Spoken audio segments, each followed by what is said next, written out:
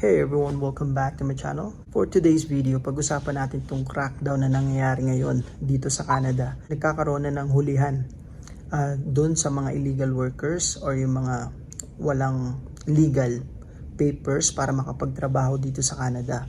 So, as you know, para doon sa mga subscribers and viewers na nakasubaybay and nagbabalak na pumunta rito sa Canada as immigrants, lalong-lalo na as international students or temporary foreign workers, alam nyo naman and napapanood nyo sa mga vlogs, videos, yung updates na ginawa ng IRCC and ng Government of Canada a year ago, months ago, and just yesterday, nag-start na sila sa international students, yung mga graduating ng university and colleges na mag-a-apply ng PGWP.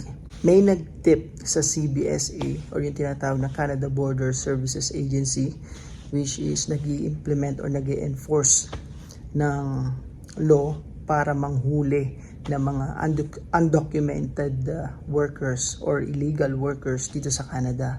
That includes yung mga international students na may limit yung tagal na pagtatrabaho nila dito sa Canada in case hindi nila ma-process yung papers. And kasama na din dyan yung mga naka-visitor visa, and then before pwede pa di ba? Kaya lang nabago yung rules sa mga naka-visitor visa dito sa Canada, and they change it early this year na hindi na sila pwede magtrabaho. And isa pa para dun sa mga temporary foreign workers dito sa Canada na expired na yung work permit and yet nagtatrabaho pa rin illegally or under the table. Yun yung focus ngayon ng CBSA or yung Canada Border Services Agency. Kasi merong mga nagtitip sa kanila na mga illegally nag-work ngayon dito sa Canada. Diba, in-implement na nga yung paghihigpit. Talagang target ng Canada na bawasan talaga yung dami ng immigrants. Kasama na dyan yung temporary foreign workers and then international students kasi sobrang dami talaga nilang intake the past few years. May mga reports na rin na nagkaroon ng hulihan sa provinces of Alberta, British Columbia and Nova Scotia, which is part of Atlantic Canada. And sa Alberta may isang van na na-raid or na-spot check ang CBSA, mga construction workers na andun sa van, and then when they tried to check yung mga IDs and then legal documents, wala silang naipakita. Maaari ma-issuean sila ng removal order and deportation dito sa Canada. May isa pang nahuli, ito 2 weeks ago lang nangyari, isang trucking company, and nag-employ sila ng mga naka-visitor visa and yet they were able to acquire a truck driving license. Ngayon dito sa Canada, it started again early this year na bawal na nga magtrabaho yung mga naka-visitor visa. They were given a removal order now. Ganon kahigpit ngayon dito sa Canada. Para sa mga kababayan natin and then sa mga other nationalities na dito ngayon sa Canada as international students, temporary foreign workers, and naka-visitor visa, I advise you guys na huwag na kayong gumawa ng mga under the table job and mag-work illegally dito sa Canada. Make sure na if andito pa kayo, meron kayong proper status. Kung visitor visa, mag-extend kayo ng visitor visa, i-apply niyan sa IRCC. And then para dun sa mga temporary foreign workers na mag-expired na, if you want to stay here, make sure na mag-apply kayo ng work permit extension ahead.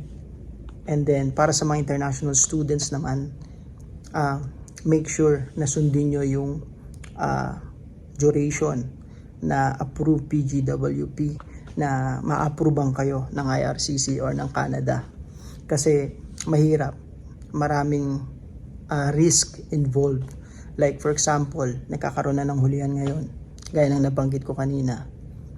Possible kayo, pagka nahuli kayo na nagwo-work illegally, wala kayong proper document, na mabigyan ng removal order. Yung removal order, kapag na-issuean kayo niyan, within 30 days, umalis na kayo ng Canada. And may impact yan. Kung mabigyan kayo ng removal order, mare, kung may bala kayong mag-apply ng refugees in the future, hindi na kayo pwede mag-apply kapag ka na-issue kayo na removal order. Maaari rin kayo ma-issue ng exclusion order, which means na nakaban kayo ng 1 year. Depende sa gravity ng ginawa nyo. If ever mag-work kayo, mag-overstay kayo dito sa Canada, possible maipa-deport kayo.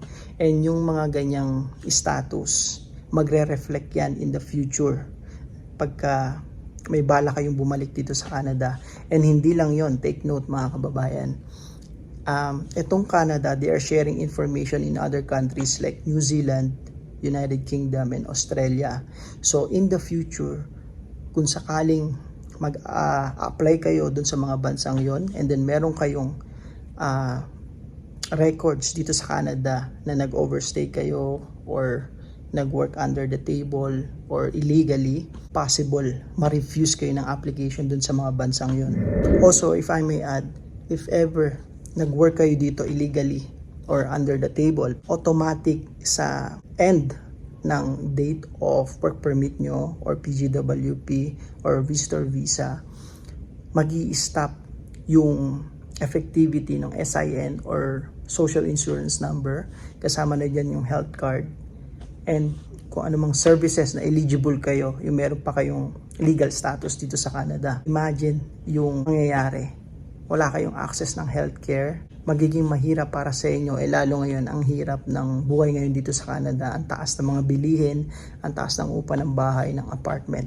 Ang may papayo ko lang, magkaroon kayo ng legal status dito sa Canada, huwag nyo nga hayaang na ma-expired, and seek for advice sa mga immigration lawyer or sa mga kakilala nyo na marunong para ma-maintain yung legal status nyo rito sa Canada. And that's it for today's vlog mga kababayan. If you like this video, please give it a thumbs up and see you again next time. Bye-bye!